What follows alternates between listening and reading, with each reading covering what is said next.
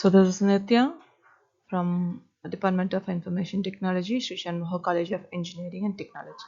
In this video, we are going to see detailed on events from Node.js. Introduction. So, event Node.js is an event-driven architecture which is built on idiomatic asynchronous event-driven architectures. And the core concept is the node objects periodically emit some events that makes some function objects to be called. For example, a net.server object emits an event each time a peer connects to it. So fs.restream emits an event when the file is opened. So there is some class called EventEmitter in Node.js,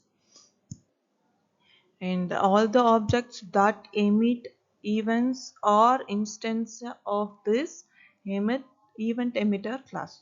The functionality is these objects exposes an on function that allows one or more functions to be attached to named events emitted by that object. How it works: when the event emitter object emits an event, all the functions which has been attached to that particular event are called asynchronous. Any values returned by that called listener I ignore and discard.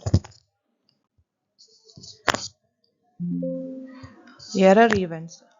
The standard practice is when an error occurs within an event emitter instance, the typical action is to emit an error.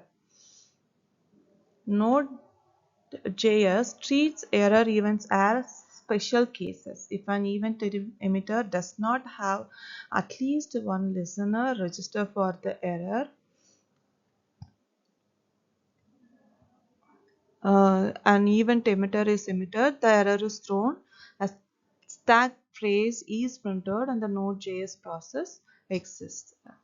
Always register listener for error events to prevent application crashes. So basically, the Node.js provides this error event handling error emitter instance to mainly to handle some whatever if there is any error that happens in an application while running or while deploying, that should be handled using this error event object. There should be a listener registered on this error object, so that if there is any application errors that is happening, that will be handled by that listener. Otherwise the application will get crashed, or it will get abruptly closed, or it will get malfunction if that error is not handled properly. For any applications, for any project to be run smoothly, the errors needs to be handled, and Node.js provides us an instance called error to handle those errors. This is the code snippet of event emitter. First, we will be importing that required event module, and that will be a event emitter. Basically, event emitter class is what handling all these events.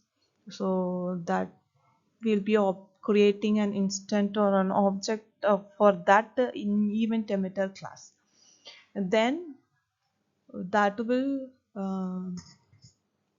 listen that event. That scream is an event, and that scream event will be listened and print the message a scream event occurred. So whenever the scream event happened from the web browser, and that event will be handled here, there is a listener here, and that will display a message called a screen event occur. So we should be emit that event. So here screen is an event and listener function is dot on, and we will be emitting that particular screen event using emit method. So here first we are importing a event library, then we are creating an instance of a event emitter, and using that event emitter instance we are listening on to the event screen with dot on method, then we will be emitting that particular event. So this is basically the code snippet of that particular actions. Next, there are some important event methods. Here are they. The first method is on. The parameters that has been passed to the on method is the event name and the listener. So it adds a listener function to the end of the listeners array for the specified event. Next, emit. This synchronously calls each of the listeners registered for the event. Then once, add a one-time listener function for the event. Remove listener. Removes the specified listener from the listener array for the event. We can also remove the listener which has been already defined on a particular event using the remove listener method. Event loop. So when we talk about events, we have event loop to be handled.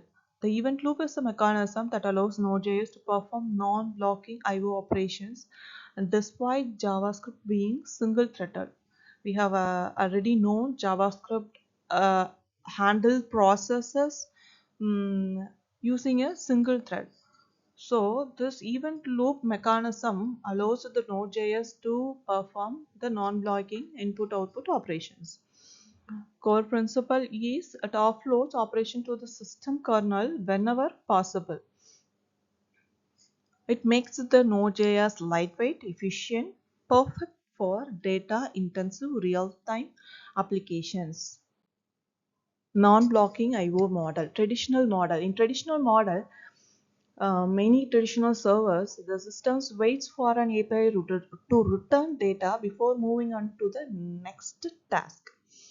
But in Node.js, never waits for an API to return data because Node.js uses a single thread with even looping mechanism to manage thousands of concurrent connections simultaneously.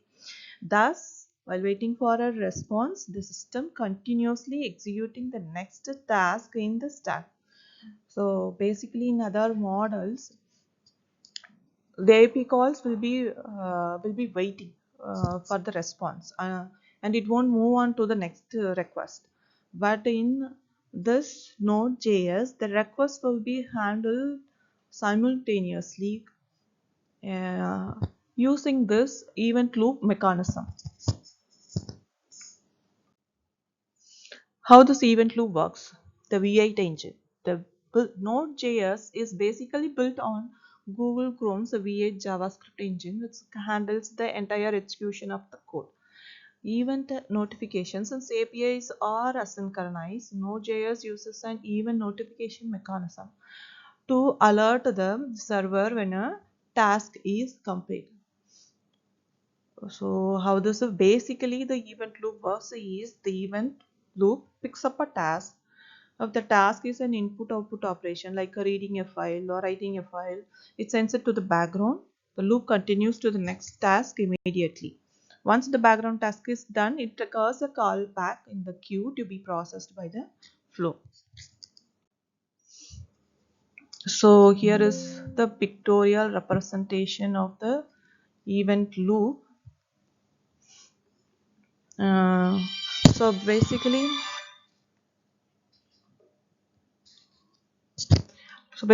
we have whatever the events being emitted from the web browser will be in a loop, and each event will be taken and handled by the event handler. This is basically working model of an event loop. So it takes the each event from the event queue and handles it with a single thread, handles each and every event using a single thread, and once the event been handled, that will be then there will be an indicator that the event has been completed, and the next event will be picked up from the event queue. This is how the events are handled in Node.js. There is one another important module in Node.js which is called timer. This module contains the functions that execute the code after a certain period of time.